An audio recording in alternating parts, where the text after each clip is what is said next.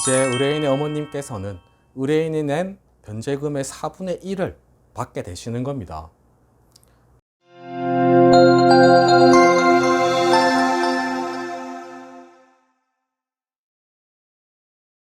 안녕하세요. 노태부 변호사입니다.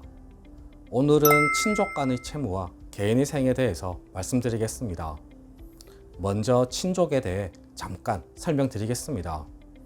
법에서는 친족에 대해 8촌 이내의 혈족, 4촌 이내의 인척, 배우자라고 규정하고 있는데요. 친족, 혈족, 인척 모두 비슷비슷해 보이는 법률 용어입니다. 그냥 부모님과 배우자, 형제 자매는 무조건 해당된다고 생각하시면 됩니다. 이보다 먼 친척은 사안에 따라 해당될 수도 있고 안 될 수도 있다 정도로 이해하시면 되겠습니다. 이러한 친족에 대한 채무가 있을 경우 통상 법원에서는 채권자 목록으로 인정하지 않습니다. 개인의 생에 포함시켜주지 않겠다는 건데요. 개인의 생에 포함시켜주지 않으면 채권자에게 더 유리한 것 아니냐고 생각할 수 있습니다. 그런데 친족 간에 있어서는 그렇지 않습니다.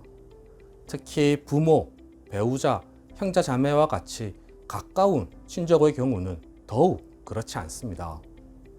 왜냐하면 어차피 가까운 친족들이 채무자를 상대로 강제집행 등을 하지 못할 것이라고 보기 때문입니다. 또 가까운 친족이 준 돈일 경우 대여금인지 증여인지 판단하기도 어렵습니다. 더구나 친족이 채권자 목록에 올라가게 되면 채무자가 낸 변제금의 일부를 그 친족이 받아가게 됩니다. 가까운 친족들이 채권자 목록에 올라가서 변제금을 받게 되면 그만큼 다른 채권자들이 받는 변제금이 줄어드는 겁니다. 즉, 가까운 친족을 채권자 목록에 올리게 되면 가까운 친족에게는 이득이 되고 다른 일반 채권자들에게는 손해가 되는 겁니다.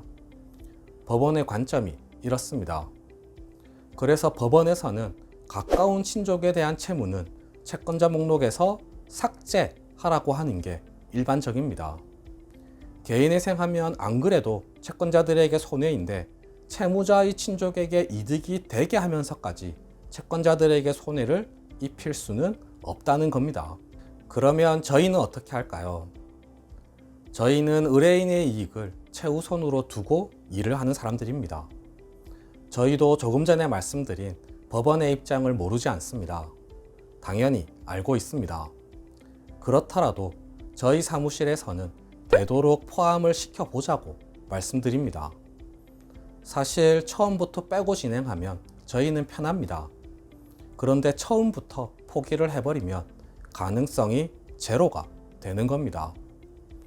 물론 현금으로 빌려서 소명 자체가 불가능하거나 의뢰인께서 빼겠다고 의사를 표시하시면 처음부터 채권자 목록에서 제외하고 시작합니다. 그렇지 않다면 채권자 목록에 포함시켜서 진행을 해보자고 말씀드립니다. 저희가 좀 힘들고 불편하지만 의뢰인의 입장에서 더 나은 결과를 낼 수 있는 기회를 포기하고 싶지 않기 때문입니다. 시도를 해야 좋은 결과를 기대해 볼 수 있는 것이지 시도조차 하지 않으면 최선의 결과는 나올 수 없습니다. 다만 모든 상황을 종합적으로 고려해서 가까운 친족에 대한 채권 전부를 넣기도 하고 일부만 넣기도 합니다. 가능성을 높이기 위해서 저희도 머리를 쓰는 거죠. 오늘 소개해 드리는 사례가 바로 이러한 경우입니다.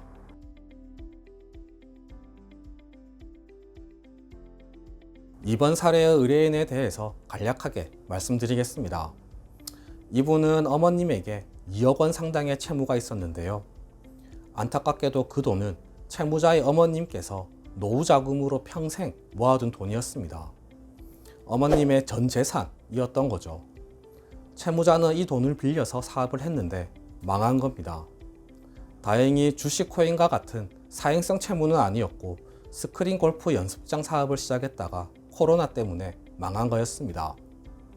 이러한 상황에서 저희 사무장님과 저는 어머님에 대한 채무를 채권자 목록에 포함시켜 보자고 결정했습니다.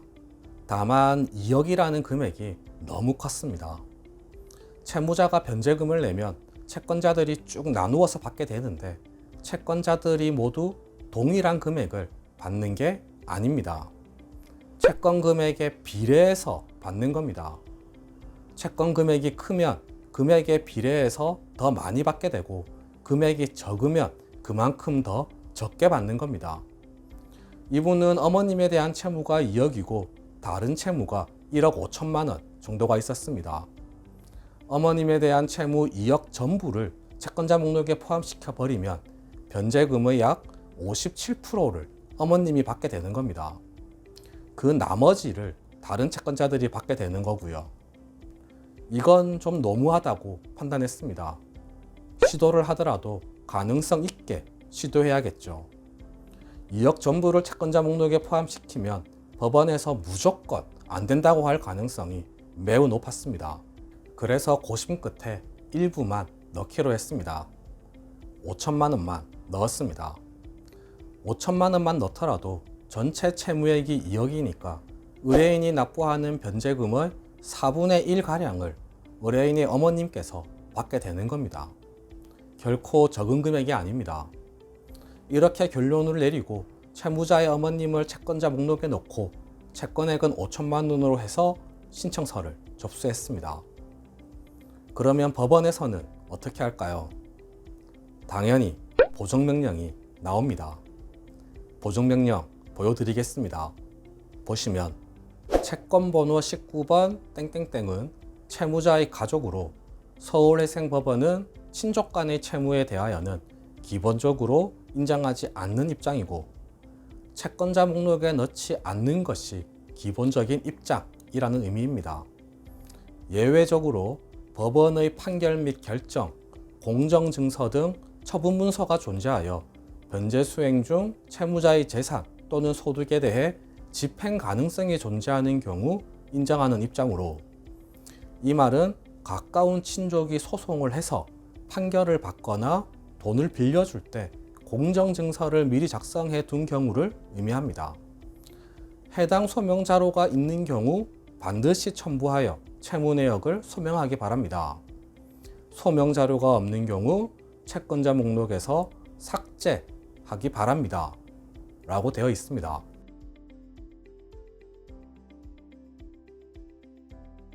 부모님으로부터 돈을 빌리는데 공정증서를 작성하는 경우는 거의 없을 겁니다. 또 부모님의 아들을 상대로 소송을 제기하고 강제 집행하는 경우는 있기는 있겠지만 매우 드문 케이스일 겁니다. 이러한 특수한 경우에만 가까운 친족의 채무를 채권자 목록에 올려주겠다는 겁니다. 저희 의뢰인은 당연히 이러한 경우에 해당하지 않았습니다.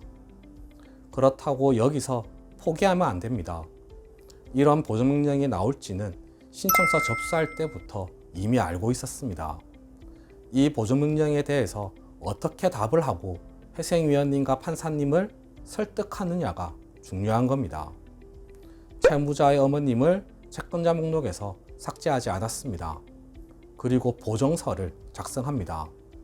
회생위원님과 판사님을 설득해야 하는 겁니다. 저희가 제출했던 보정서 보여드리겠습니다. 다만 구체적인 내용은 보여드릴 수 없습니다. 저희의 노하우이기 때문입니다. 보정서가 이렇게 준비되고 제출되는구나 정도만 보여드린다고 이해하시면 되겠습니다. 양해 부탁드립니다. 보시면 채권자 목록과 관련하여 항목이 있고 5. 채권번호 19번 땡땡땡과 관련하여 땡땡땡은 신청인의 모친으로 하고 뒤로 쭉 회생위원님과 판사님을 설득하기 위한 주장과 근거들을 작성하는 겁니다.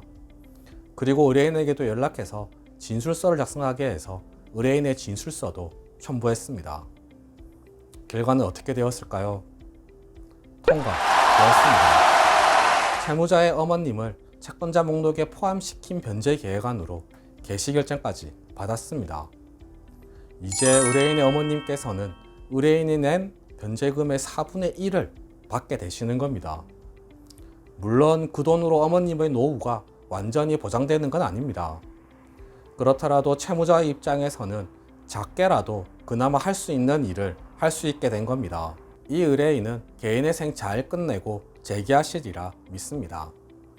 어머님의 노후도 잘 모실 수 있기를 바랍니다. 이러한 성과를 가져올 수 있었던 건 결국 개인의 생을 대리하는 사무실에서 얼마나 노력하고 시도를 하느냐에 따라 결정되는 겁니다. 처음부터 가까운 친족에 대한 채무이니까 채권자 목록에 넣지 않았다면, 어머님을 채권자 목록에서 삭제하라는 보증명령이 나왔을 때 삭제했다면 이러한 성과도 존재하지 않는 겁니다.